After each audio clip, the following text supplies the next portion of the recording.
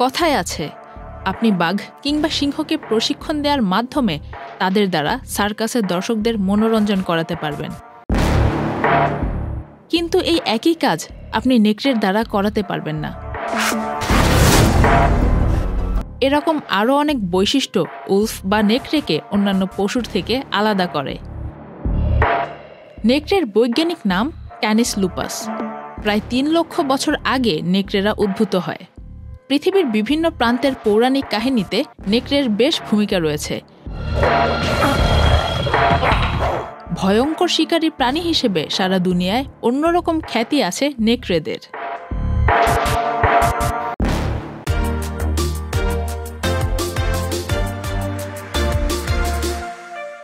পৃথিবীর বেশিরভাগ অঞ্চলেই দেখা মেলে মানুষের জন্য উপকারী এই প্রাণীর। নেকড়ের বিভিন্ন প্রজাতির মধ্যে ধূসর নেকড়েরাই সবচেয়ে বেশি পরিচিত।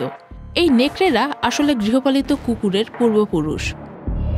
কুকুরের চেয়ে 25% বেশি বুদ্ধিমান এটিই একমাত্র প্রাণী যে প্রশিক্ষণ মানে না।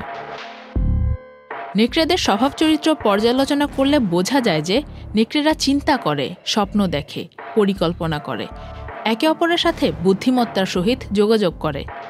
এদের গড় ওজন 40 কেজি। আশ্চর্যের বিষয় হচ্ছে, যখন কেউ একটি নেকড়েকে হত্যা করে তখন এটি তার চোখের দিকে তাকিয়ে থাকে যতক্ষণ না পর্যন্ত তার শেষ নিঃশ্বাস নির্গত হচ্ছে।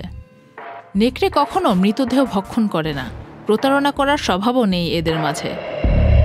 মনোগামাস এই প্রাণী নিজের সন্তানদের চিনে নিতে পারে ঠিকঠাক। বর্তমানে মানুষের আগ্রাসনে পৃথিবী থেকে দিন দিন নেকড়ের সংখ্যা কমে যাচ্ছে। বৈচিত্র্যপূর্ণ এই প্রাণী যেন বিলুপ্ত না হয়ে যায়, এটাই আমাদের চাওয়া। Faria Ahmed, channel I.